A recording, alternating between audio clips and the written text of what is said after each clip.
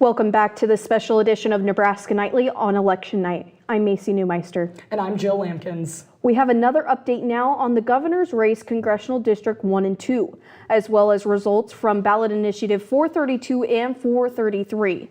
First, let's take a look at the governor's race with candidates Jim Pillen, Carol Blood, and Scott Zimmerman. Right now, Jim Pillen is leading with 49.13%, Carol Blood trailing just behind with 47.68%, and Scott Zimmerman with 3.19%. Now we'll look at results as of right now from the Congressional District 1 race with Mike Flood and Patty Pansing Brooks. The results show that Patty Pansing Brooks is leading at 51.87%, whereas Mike Flood is not leading at 48.13%. And here's Congressional District 2 with Don Bacon and Tony Vargas. The results show that Tony Vargas is leading just barely by 50.48%, Don Bacon trailing with 49.52%. We also have results right now from Initiative 432 on voter ID. The results show that 54.19% are for the initiative, but 54.81% are against. And for our last result update for right now comes from Initiative 433 on minimum wage to have it go up $1.50 every year until 2026, capping at $15. The results show that 66.65% are for the initiative and 33.35% are against the initiative. Now to hear more on these ballot initiatives, here's Rebecca Heckel.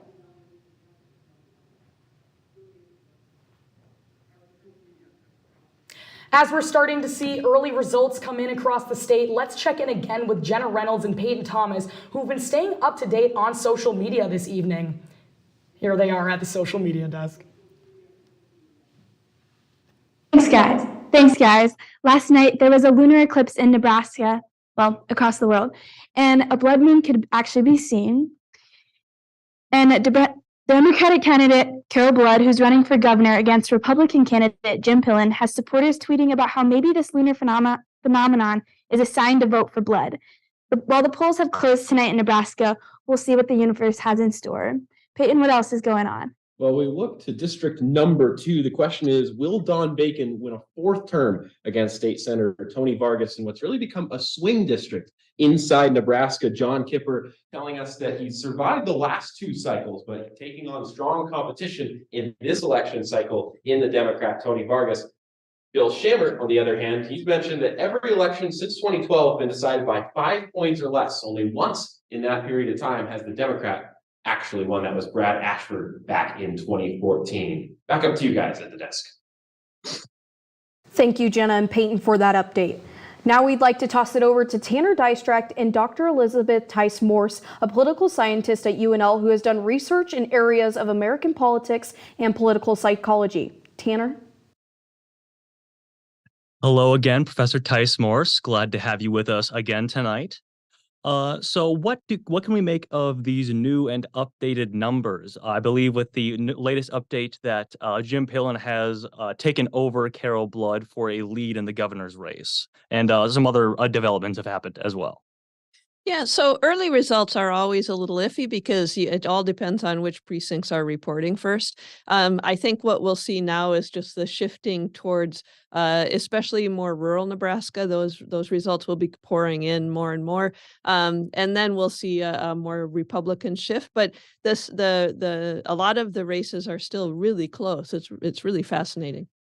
Yeah, and I wanted to address maybe some races that might go a little bit unnoticed, as a lot of political focus is on Washington nowadays. The governor's race, for example, that we just addressed. What changes can happen because of the governor? What changes can the governor bring on in the state? Yeah, so governors can have a huge impact. I mean, so who is governor? I mean, it's basically the chief executive of the state, and so they can make a lot of decisions about things. I think that Pete Ricketts was certainly has been a powerful governor who has used his office to really try to influence the state in the direction that he likes. And the next governor will have that opportunity as well. Okay. And what about the legislative races? Let's turn our eyes towards them a second, because one question that I think has really hang over the legislature is this idea of it being nonpartisan, which is interesting for the state. In recent years, it's really been divided on pseudo party lines. So, is it still worth it to have a nonpartisan legislature? Do you think? Yeah, so it is the case that when people vote, they tend to know if the candidate is a Democrat or Republican, and there is some more partisan pushing. The parties are trying to push people in the legislature to make decisions a certain way. I do think it matters though to be nonpartisan. That it is not the body itself is not set up, structured on party lines. It means that it allows legislators to vote their own conscience, to vote the way they think is best for the state, and to not vote basically just on party. So it really does make a huge difference. It's a unique thing that Nebraska has, and it's a positive, I think, for the state. Sure. Now let's take a look at a bigger picture here, which is voter turnout, which has really been a narrative this midterm season, because early indications, of course, indicate that early voting was at a record high, and of course, indications from across the state find that in-person voting is also at a have hit substantial numbers. Do you think that this is a sort of a new normal? Because, of course, 2020 was also a record turnout year. And are people more politically engaged when it comes around to elections? Yeah, so 2018 too was a record year. So we have a string of record years. I do think that it is a manifestation of our current polarization and the fact that Americans really care a lot about what's happening in politics right now. It matters to them. We're deeply divided, and people want their team to win. They want the other team to lose, and so they care, and they're going to get out to vote. I also think the parties and the candidates are really working hard to increase voter turnout. So it's been a big push, and it's good for democracy if more people turn out to vote. Absolutely. Well, thank you again for joining us tonight, and I look forward to more insights from you as the election continues this evening. So, thank you. Thank you.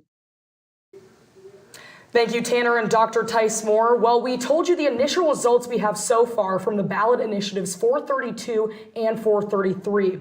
With more on those ballot initiatives is Rebecca Heckel. Nebraskans will see two measures to vote yes or no on when they vote November 8th, one looking to increase the minimum wage and the other looking to mandate government-issued IDs to cast your ballot. Secretary of State Bob Evnen held public hearings at the Capitol Tuesday to hear what the community had to say about each issue. As Secretary of State, I'm required by law to conduct this hearing for the purpose of receiving comments from proponents and opponents and from members of the public on Initiative Measure 433. The initiative is aiming to incrementally raise the minimum wage to $15 an hour by 2026, adjusting to account for inflation after that. Proponents of the initiative think the raise is common sense when inflation is at its highest in 40 years. If we don't address the minimum wage now, it sends a message that we don't really care if the workers earning the least can meet their needs. If we do not pass this measure, we are rejecting a reasonable and frankly overdue tool to keep more folks from falling further into poverty while doing everything right. Opponents, however, say that raising the wage would be detrimental to small businesses already struggling under the high costs of inflation and want to make the public aware of which community members should be filling the minimum wage jobs. Minimum wage is for minimum skills. If you've graduated a four-year college and you're working for minimum wage, you got the wrong degree. Think about this. You're just spending thousands of dollars going to college for 4 years, and when you get out, you're going to make minimum wage?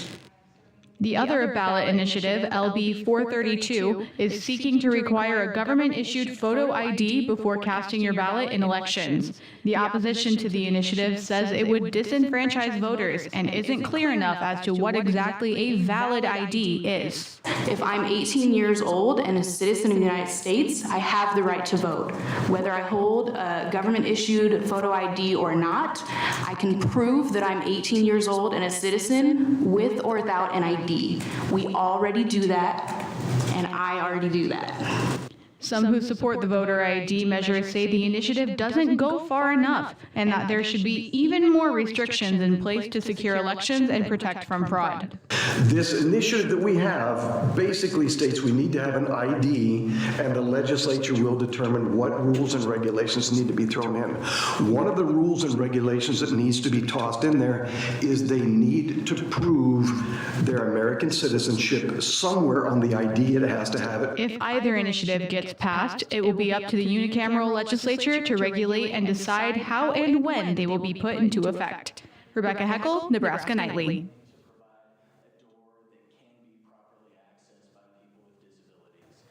Thanks, Rebecca. Stick with us after the break as we will have more on the final results of the election this evening.